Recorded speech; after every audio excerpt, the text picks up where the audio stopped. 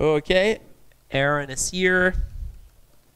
Yep. Okay, there we so go. there's slides. Okay, great. Okay, Perfect. so if anybody has any questions, I'll ask Romain to kind of relay them down the Skype channel because I had to mute the YouTube feed.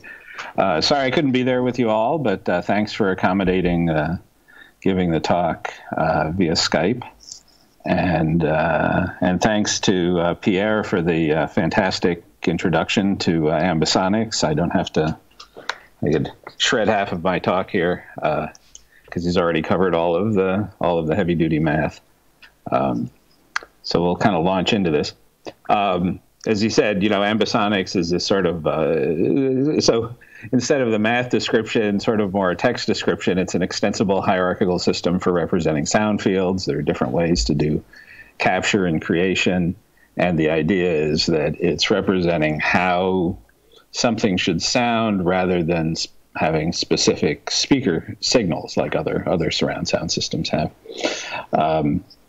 And I'll give a plug to Fernando Lopez Lizgano at Karma and his Sphere project. So he's been building originally tetrahedral microphones, so first order microphones, and now is working on a second order array, all 3D printed, all open source with all of the calibration code and so on. And calibration of these microphones has always been kind of a black art, so the fact that he's open sourcing all of that is quite nice. He has a paper in the upcoming AES Audio for Virtual and Augmented Reality conference that's a pretty good paper, so look for that. That'll be in August. So let's move on. So a lot of you, Pierre mentioned so the question is, what's an ambisonic decoder? Because we're talking about filters for ambisonic decoding. And again, in Ambisonics, the program format is independent of the loudspeaker layout. So there's this piece in between that computes the loudspeaker signals. And the decoder's task, as I say at the bottom here, is to create the best perceptual impression that the sound field is being reproduced accurately. That's especially important at very low orders, where you sort of have to make a lot of compromises. So sort of getting that the perceptual piece right is important. As Pierre mentioned, I have an Ambisonic Decoder Toolbox. It's been around for, 5, 6, 7 years. And originally, so what it does is takes in loudspeaker geometries, the geometry of your loudspeaker array, and then computes decoder configurations. And one of the big features of it is it has some design techniques that are very good with sort of difficult loudspeaker layouts. But these difficult layouts happen to be very common because they're easy to deploy. So these are things like domes or stacked rings. Ambisonics is happiest when the loudspeaker is like a full sphere and is a regular grid like a platonic solids or like these Lebdev grids or things like that. So domes and stacked rings are more difficult, and there's some techniques in the toolbox to handle that sort of stuff. So originally the toolbox just sort of generated configurations for other people's decoders, but we gradually realized that I had to implement my own decoder, and so we did that in Faust for all of the reasons that everybody mentions, because we can support a lot of different hosts. I can focus on the math and not a lot of DSP coding tricks and so on. And the decoder itself is about 240 lines of Faust, and then there's a configuration section that gets tacked onto that has the details of the coding for the particular array, and it's available in a Bitbucket repository. So that's all written in kind of MATLAB and GNU Octave. There's a lot of care that goes into making sure that it runs correctly in both things. So I mentioned here that it's a full-featured decoder engine. So what does that really mean?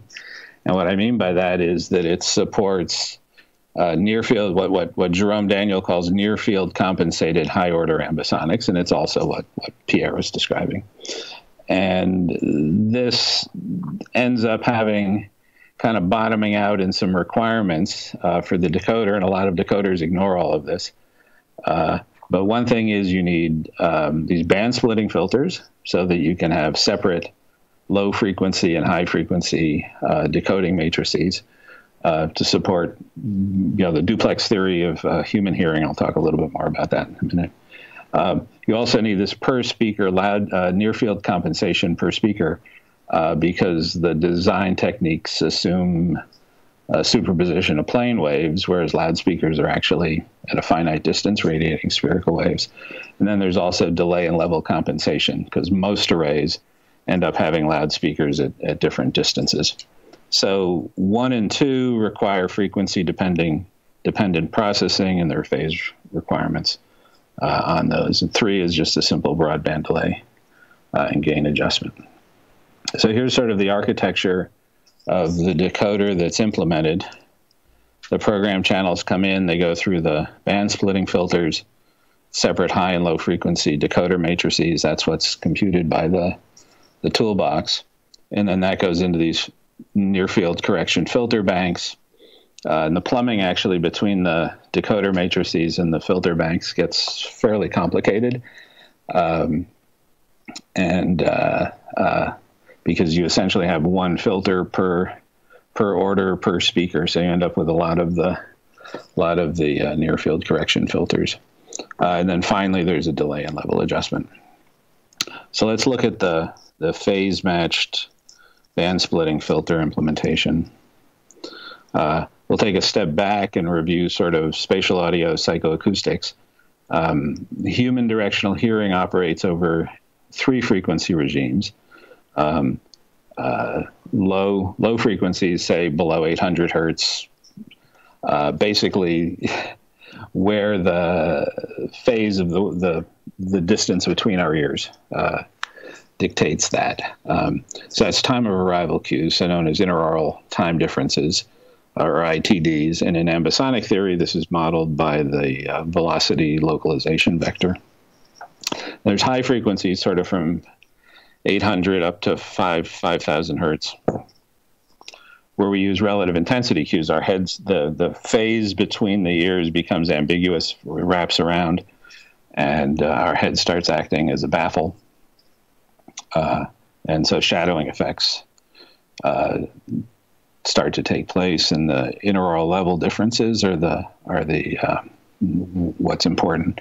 And this is modeled with the energy localization vector in Ambisonics theory. And then there's very high frequency regimes where PINA effects and so on start taking effect. So the first 2 are listener independent. And again, that's the duplex theory of directional hearing.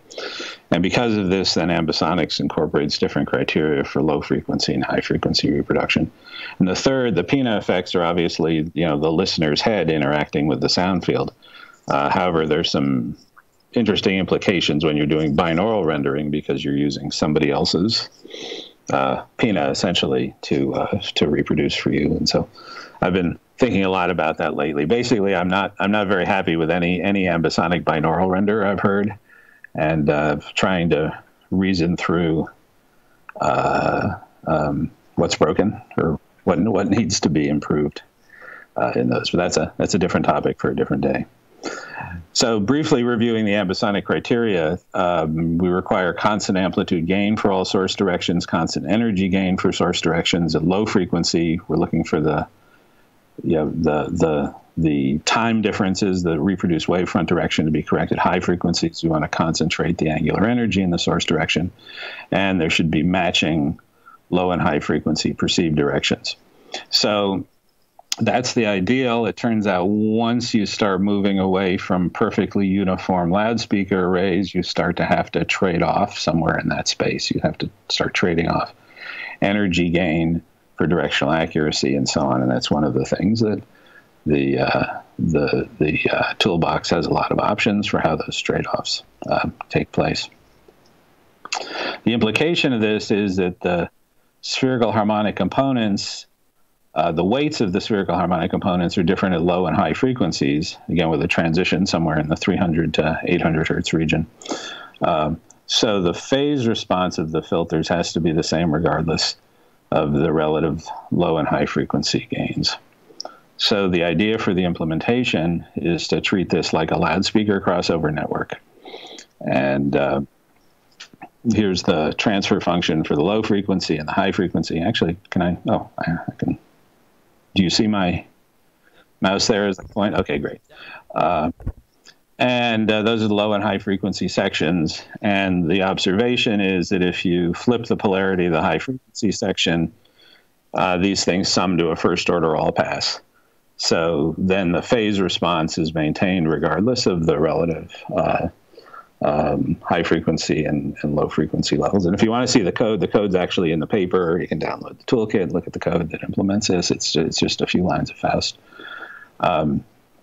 We apply the bilinear transformation implemented as a IIR filter, direct form transpose 1. And one of the efficiencies is that the low frequency and high frequency filters share they have the same denominator, so they share the 2-pole section, and then they're separate 2-0 sections following that for the low and high frequencies. And here's a graph of the plots, and you probably can't see it over Skype, but the little call out there is showing that the exact the 3D or this is 6 minus 6 dB points on these are exactly where they should be, and you can see the phase response is also correctly uniform. Okay, so let's switch and move to looking at the near field filter bank. And again, Pierre did a nice job of motivating the mathematics behind all of that. And just as a quick review, Ambisonics is based on the spherical coordinate representation of the sound field. And solving the wave equation, spherical coordinates, you result in this Fourier-Bessel description of the sound field. And the nice thing you can see is that it decomposes into an angular part, the spherical harmonics, and the radial part, which is the spherical Bessel functions. And notionally, in spherical waves, the pressure gradient, so the pressure gradient corresponds to the first order things, the figure of 8 patterns that Pierre showed. And then as you go further down that triangle of the spherical harmonics, those correspond to higher and higher derivatives of the sound field. So in spherical waves, the pressure gradient arises both from the direction of propagation, which is the same as in planar waves, but also the spreading of the energy across the expanding wavefront. And these are known as the real, the propagating part, and the reactive, the spreading part. And this results in a low frequency boost. And it's the same effect of the proximity effect on a microphone. When I'm very close to a directional microphone, the bass is amplified. So most of the decoder design techniques ignore the radial part, assuming the loudspeakers are producing plane waves, which is of course not correct. And good decoders compensate with near-field filters, and not so good decoders basically just ignore the effect. And that's one of the things that a lot of people don't realize, is that there are good decoders and not so good decoders. And that's been sort of one of the themes of Eric's and my papers for, I don't know, the last 15 years or something, of trying to educate people about that fact and what goes into good decoders. So for this filter design, we need one filter for each ambisonic degree, and it's for each loudspeaker, assuming the loudspeakers are at different distances from the listeners. If the loudspeakers are all at exactly the same distance, you can actually move these filters to the front of the decoder. But in general, we need to design one filter for each degree, and there's going to be a lot of these filters so when Nando deploys his 50 loudspeaker array or something, there's many hundreds of instances of these filters running in the decoder. So we ignore the 1 over R attenuation and the broadband delay from the propagation that's in those Hankel functions. And we find that with appropriate variable substitution, the Bessel polynomials are solutions to the radial part of the wave equation and describe this near-field effect. So we want to reverse that. So we end up with this sort of filter bank of high-pass Bessel filters. And one of the properties of Bessel filters that also works out well for this application is they have maximally linear phase response, or flat group delay is the other way to say that. down here, I've got a big jumble of words. But what I'm trying to say is that if I pick a frequency, and if I pick a distance, there's a certain frequency at which the radiating, the real part and the reactive parts of the sound field are equal. And at that distance, the phase, or at that frequency, the phase shift is also 45 degrees. So that's a criteria that we can use to check the implementation that at least the first order filters, that the response is going to be minus 3 dB and the phase shift is going to be 45 degrees at that frequency. And again, there's more math in the paper.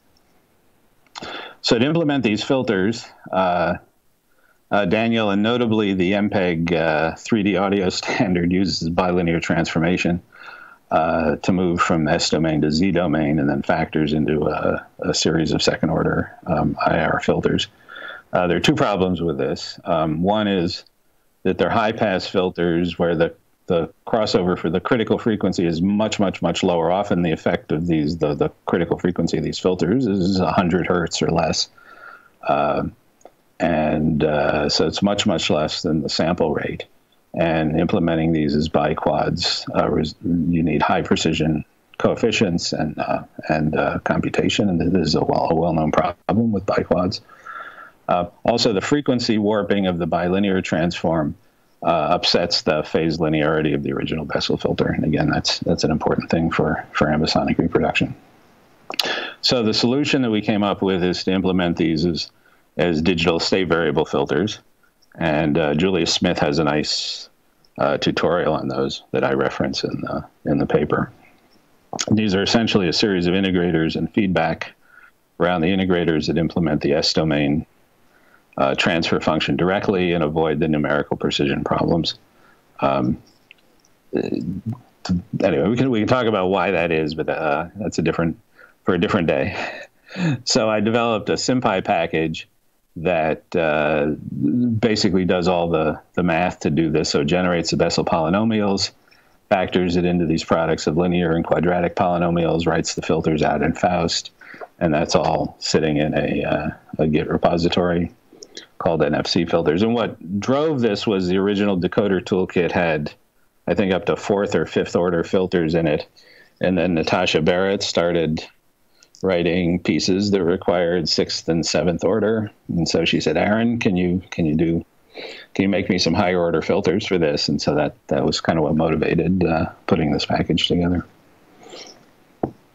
So here's the implementation in Faust. I guess it wouldn't be a Faust presentation unless I showed some Faust in a block diagram. I'm particularly proud of this top piece, the implementation of the digital state variable filters.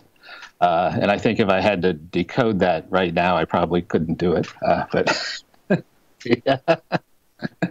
It was a real bit of puzzle fitting all that together. Anyway, and over here is the diagram of how it looks, and you can see the integrators, these plus operators that have the loop around them, and then the feedback network. So it's actually a very simple implementation. And then you can take taps off at various places for the high pass filters and low pass filters, and then the calculations here just turn the essentially the coefficients of the factored Bessel polynomials into the gains that are used by the filters. So here's the first order filter section and second order filter section. These are quite efficient, and as I say, don't run into the numerical precision problems that the biquad implementation does. Now here I compute these out to over here. Here's the 5th order filter. You can see it's 2 second order filters followed by a first order filter. And I compute these out to 38 digits to support Faust's quad precision mode. It's just in SymPy, it's just, say I want so many digits of factorization of the polynomials. So here's the resulting amplitude and phase response of the filters for orders 1 through 5 at 1 meter distance from the loudspeakers, and there are call outs here showing, in fact, that first order filter has at 55 hertz, it's 3 dB down. And again, over here at 55 hertz, the phase shift is exactly 45 degrees. And if you go through this computation, you'll find that 55 hertz is the critical frequency there. So we're kind of in the home stretch here. I know I'm keeping you guys away from coffee. Anyway, the final thing are the delay and level, and that's really simple.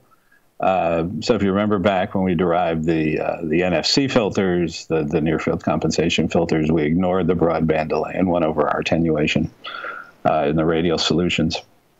And due to room effects, errors in loudspeaker position, you never get the loudspeakers quite where you want them, and unit-to-unit variation among the loudspeakers. The best practice, and this is what Nando does when he deploys the big arrays at Stanford, is to actually calibrate the array. Get out the measurement microphones, calibrate the array in situ in the room, and he also derives room correction filters and so on for that. When that's not possible, the toolkit or toolbox can put code in the decoders that approximates these things for free field anechoic conditions, which in many cases is good enough.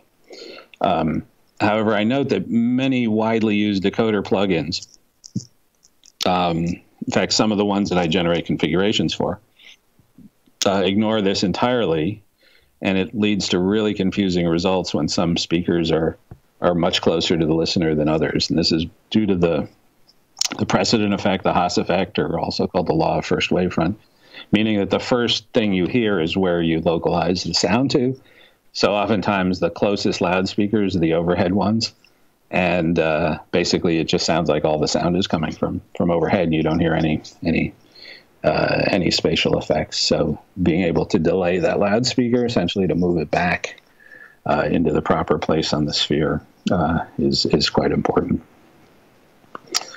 Okay, so in summary, we've kind of gone over, some of the theory, the rationale, and how we ended up implementing these things in Faust. As I say, you can look in the toolkit. The paper has some more Faust code in it. It's all available, open source, freestanding modules, or in the decoders. The MATLAB and Python code is all GPL'd, and the Faust code I put under BSD so that it would be easy for people to put it in other systems. And just summarizing, the key benefits of Faust here, as others have noted, is that more or less I can directly transcribe the math into the implementation, resulting in code that's a lot easier to verify and maintain. And I can rely on the Faust compiler to do an efficient realization of the decoders and filters and so on. And the online compiler is really nice because users of the toolbox don't have to install Faust. They can I structure it so the decoder is just one large file that's completely self-contained, so you can drop it into the online compiler and then download the plugins. And of course, the fact that a single implementation can target a lot of different host systems has really made the toolbox much more widely applicable. So that's about what I have to say. Thanks for listening, and I'll entertain questions.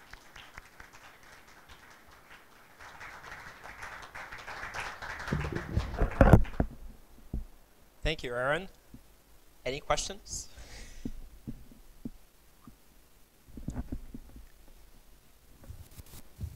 Hey, Aaron. Nice to see you. Jan speaking. Actually, I can. So I'm wondering if what happens if you switch from quad precision to double precision? You lose all the effects or the localization, or? No, in fact, everything should work correctly at single precision. Okay. Okay. So then why do you use quad precision? Why did I do that? Maybe because SymPy, I could just say, give me 38 digits, and it did it. Okay. And I figured that if somebody was compiling this code in quad precision, I might as well have the exact values there. But in fact, everything works correctly in single precision, and that's more than enough for most audio DSP. that's particularly the motivation of doing those things as the digital state variable filters rather than biquads. And to do it in biquads, you would need double precision or quad precision. Okay. Thank you.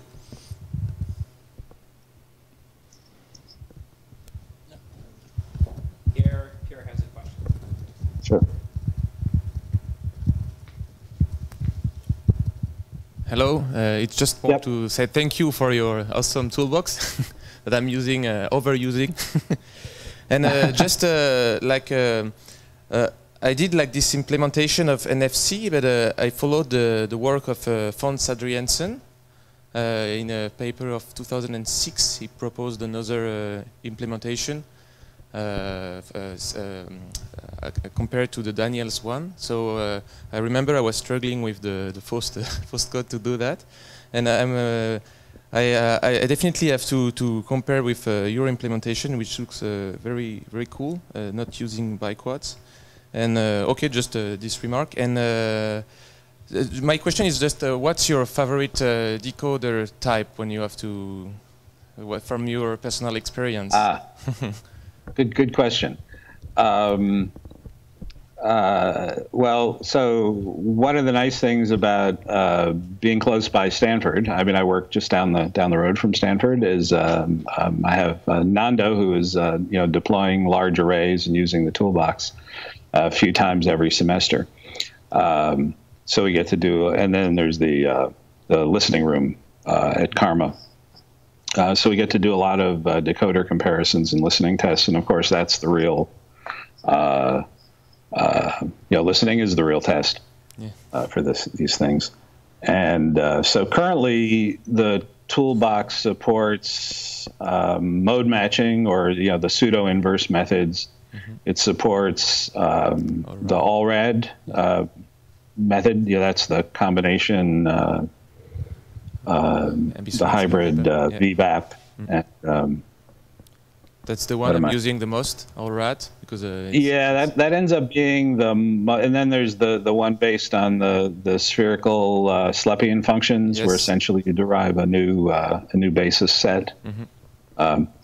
The idea our the 2014 Linux audio paper goes into the theory of all three methods. Mm-hmm.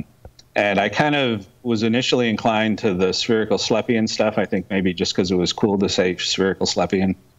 But it turns out the all-rad ones seem to do the best job under most conditions. Okay, so we agree. I guess that was a very long-winded answer for just saying we end up using all-rad most of the time. Okay. So thank you. Thank you a lot. Any other question? Hi, Aaron. It's Ollie Larkin here. We've emailed a few times. I'm just curious, is it still important to have the dual band decoder when you're using higher orders, or is that something that's most significant with first order decoders in your experience? That's a good question. We did tests at, I forget what it was now, fourth order, and you could still hear differences. Most people preferred the dual band decoding at fourth order.